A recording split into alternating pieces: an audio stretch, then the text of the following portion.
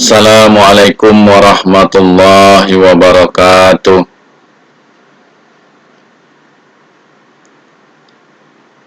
Hari ini kita akan membahas tentang karya tulis.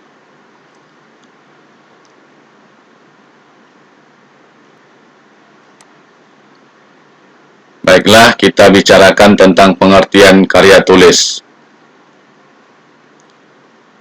Menurut Wardani dan kawan-kawan, karya tulis merupakan suatu karangan yang disusun secara sistematis dan ilmiah.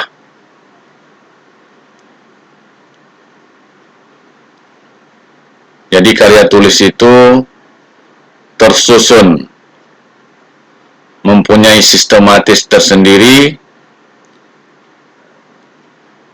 dan bersifat keilmuan.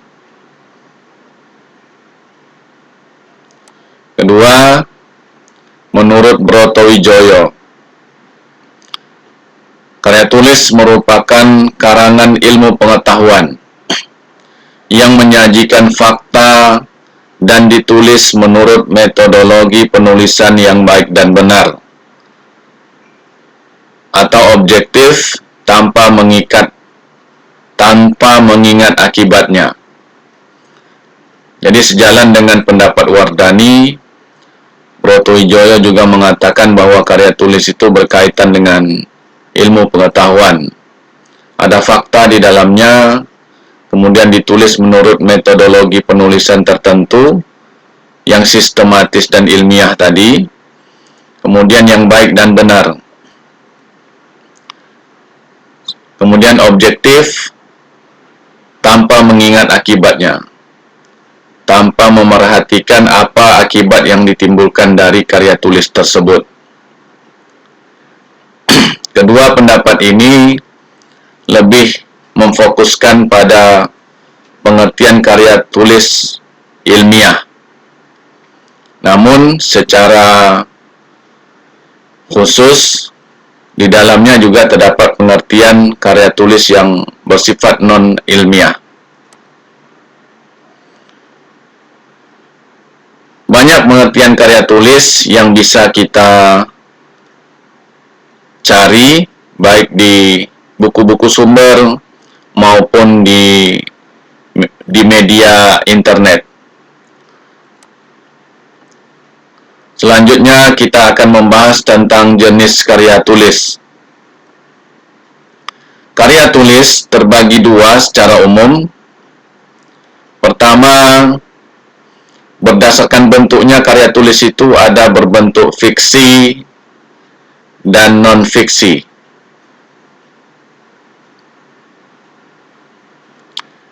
Karya tulis dalam bentuk fiksi merupakan karya tulis yang membentangkan, yang membicarakan tentang karang-karangan yang berkaitan dengan aspek-aspek kehidupan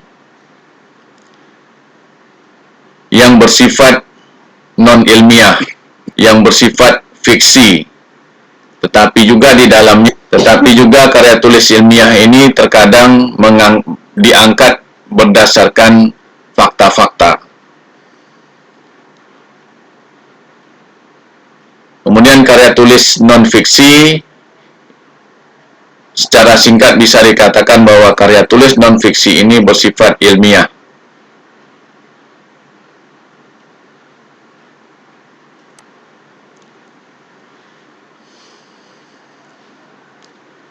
Karya tulis fiksi terbagi tiga. Pertama, puisi, kedua, prosa, dan ketiga, drama. Nah, karya puisi, karya fiksi dalam bentuk puisi terbagi tiga, yaitu pantun, syair, dan gurindam. Ini merupakan puisi lama. Sementara puisi baru lebih bersifat bebas, tidak terikat seperti pantun, syair, dan gurindam. Sementara itu karya fiksi dalam bentuk prosa, diantaranya adalah cerita pendek, bahkan ada cerita mini kata, kemudian novel, cerita yang lebih panjang daripada cerpen yang membentangkan kisah-kisah kehidupan, konflik-konflik yang lebih luas. Lalu ada dongeng, cerita yang berkaitan dengan karya sastra lama yang lebih banyak mengaitkan ceritanya tentang legenda, mite, sage, humor yang lebih memfokuskan pada khayalan. Nah, selain itu ada juga jenis prosa yang bersifat ilmiah, yaitu karya-karya analisis atau ulasan karya sastra yang berbentuk esai. Nah, karya sastra berbentuk esai ini merupakan kajian-kajian ilmiah yang bersifat subjektif dan juga objektif. Penulis menulis esai tersebut berdasarkan teori-teori untuk mengkaji karya sastra dalam bentuk prosa seperti cerpen, novel, dongeng, atau dalam bentuk puisi, sehingga menghasilkan tulisan yang baru, tulisan ulasan yang disebut dengan esai. Berikutnya karya tulis dalam bentuk non-fiksi. Ada beberapa bentuk karya tulis non-fiksi, yaitu artikel ilmiah populer. Artikel ilmiah populer biasanya dimuat atau dipublikasikan di koran-koran atau di majalah-majalah.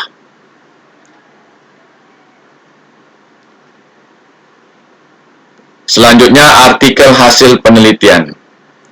Artikel hasil penelitian biasanya dipublikasikan di jurnal penelitian. Artikel hasil penelitian merupakan bentuk ringkas dari hasil penelitian yang dilakukan oleh peneliti. Selanjutnya, makalah. Makalah juga mempunyai sistematika tersendiri, merupakan karangan yang berkaitan dengan misalnya tugas-tugas mahasiswa, tugas-tugas siswa, dan makalah-makalah untuk diseminarkan dalam acara-acara lokakarya atau seminar. Selanjutnya, skripsi. Skripsi merupakan hasil penelitian mahasiswa sarjana strata 1. Yang lebih luas daripada skripsi adalah tesis, yaitu merupakan karya tulis ilmiah mahasiswa strata 2 atau S2. Yang terakhir adalah disertasi, merupakan karya tulis ilmiah hasil penelitian mahasiswa S3 atau strata 3.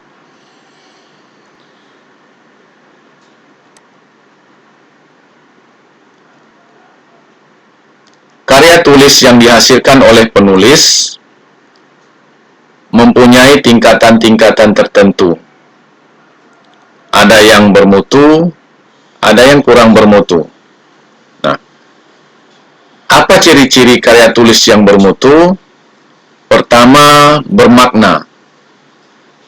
Baik karya fiksi maupun non-fiksi, karya tulis tersebut harus mempunyai makna. Makna maksudnya di sini adalah mempunyai faedah bagi pembaca atau bagi masyarakat secara luas.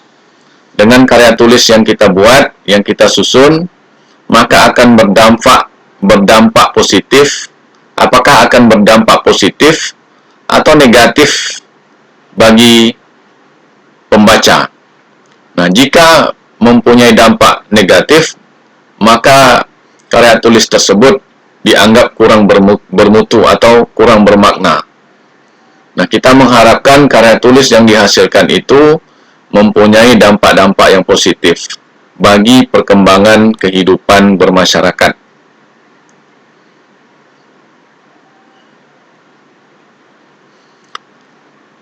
Kedua yaitu karya tulis yang bermutu itu karya tulis yang mempunyai kesatuan yang utuh.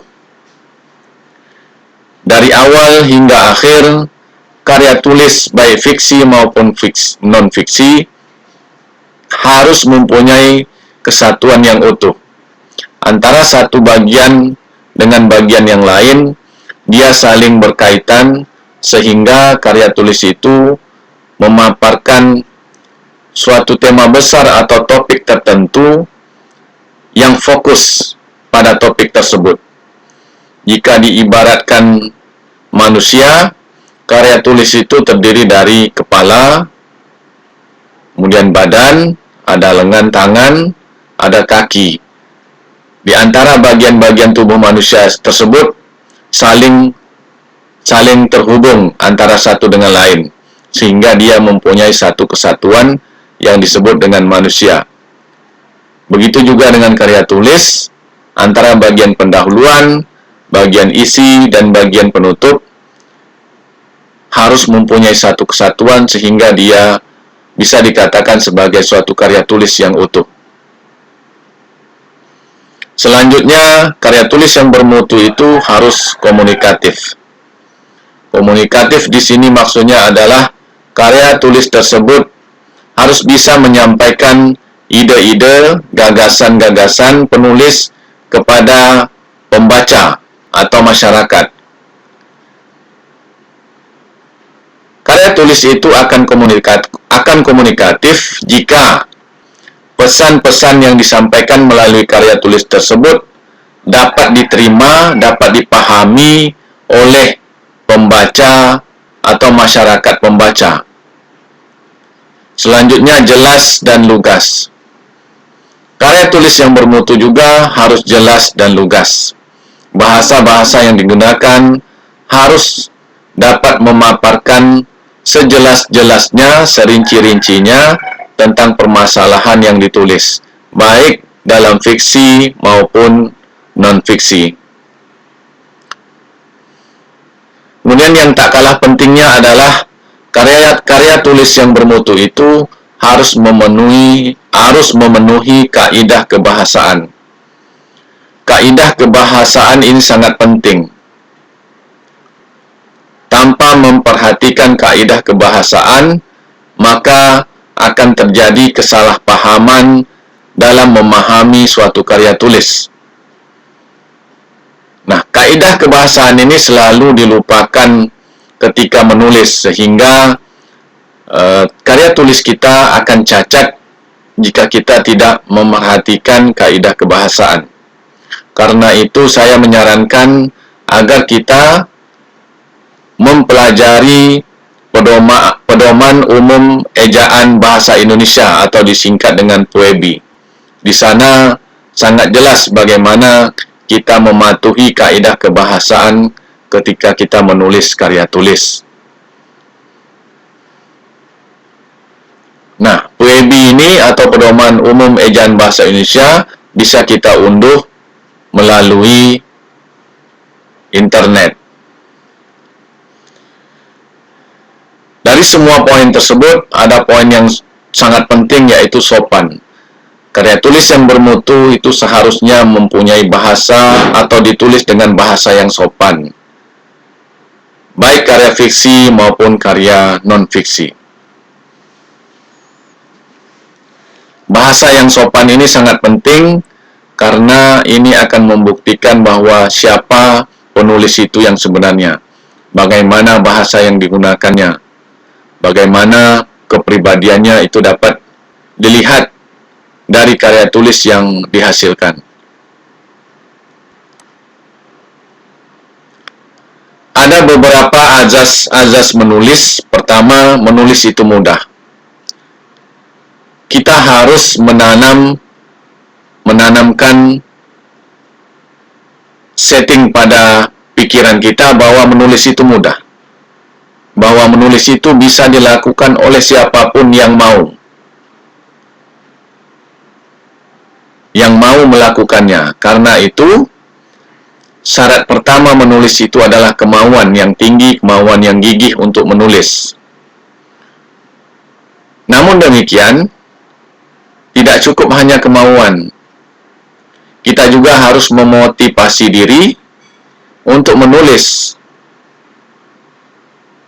Memotivasi diri ini bisa dilakukan paling tidak dua cara. Pertama, melalui motivasi terhadap diri sendiri. Yang kedua, motivasi melalui dunia luar. Motivasi diri sendiri, kita menyemangati diri sendiri, misalnya dengan cara membaca buku-buku motivasi sehingga bisa memunculkan motivasi di dalam diri. Yang kedua, dengan cara motivasi dari luar, yaitu kita menggabungkan diri dengan komunitas-komunitas penulis, kemudian berintegrasi dengan penulis, berinteraksi dengan penulis, sehingga fokus-fokus pembicaraan dengan para penulis dari luar, insya Allah akan memotivasi diri kita akan menjadi penulis. Poin penting berikutnya, azas-azas menulis adalah membaca. Omong kosong jika ingin menjadi penulis tetapi tidak mau membaca.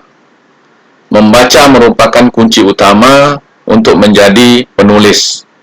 Membaca merupakan komponen utama dalam azas-azas menulis. Dengan melalui membaca, kita akan menemukan ide-ide atau gagasan-gagasan untuk membuat suatu tulisan. Nah, membaca ini sangat penting karena ada penilaian bahwa bangsa kita masih lemah di dalam membaca. Karena itu, lembaga-lembaga pendidikan lebih banyak menganjurkan kepada siswa mahasiswa untuk menjadi kutu buku atau rajin membaca sesuatu yang bersifat ilmu pengetahuan atau yang bersifat tentang karya-karya fiksi yang mengangkat masalah-masalah kebudayaan. Setelah membaca, maka yang juga penting di dalam azas-azas menulis ini adalah latihan. Nah, menulis itu perlu latihan. Menulis tidak perlu bakat, tetapi latihan yang kuat, latihan yang gigih.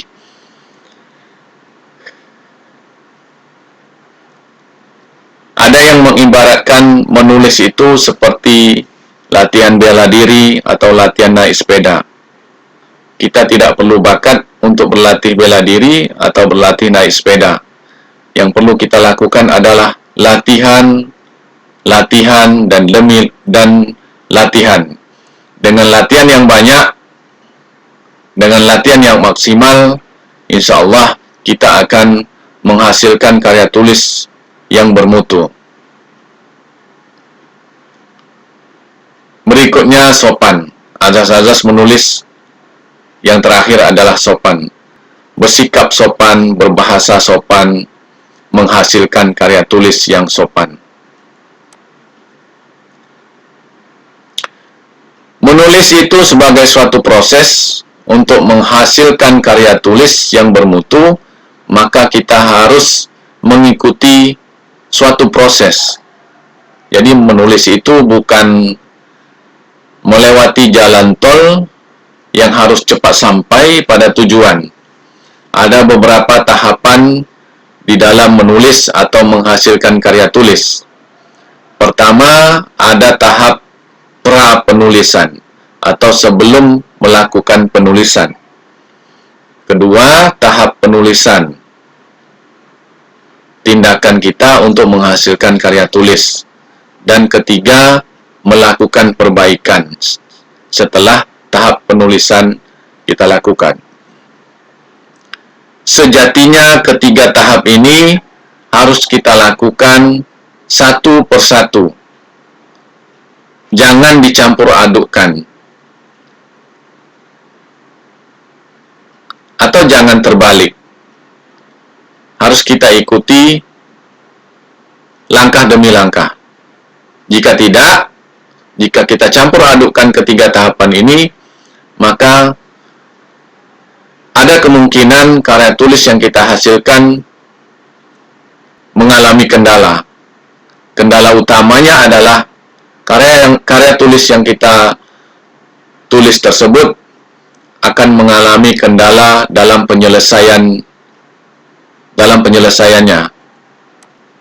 Nah, menulis merupakan suatu proses menurut Mick Raymond.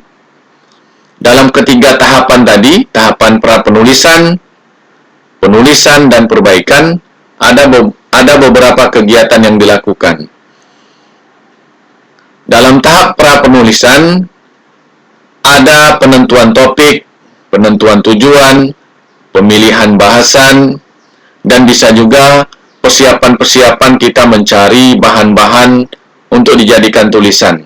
Misalnya, referensi atau kepustakaan.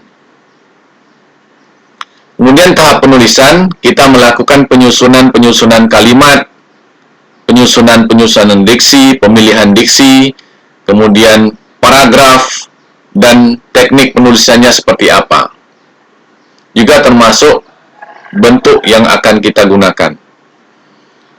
Terakhir, tahap perbaikan. Tahap perbaikan ini adalah tahap kita memperbaiki karya tulis kita, yaitu melakukan penyuntingan atau pengeditan karya tulis kita dengan cara melakukan pembacaan ulang. Jadi ketiga tahap ini harus kita lakukan satu persatu. Tidak bisa kita lakukan secara serentak, agar karya tulis kita mengikuti jalur sebagai proses menulis. Demikian penjelasan saya mengenai karya tulis. Penjelasan awal saya mengenai karya tulis. Semoga penjelasan ini dapat bermanfaat bagi kita semua. Alhamdulillah. Assalamualaikum warahmatullahi wabarakatuh.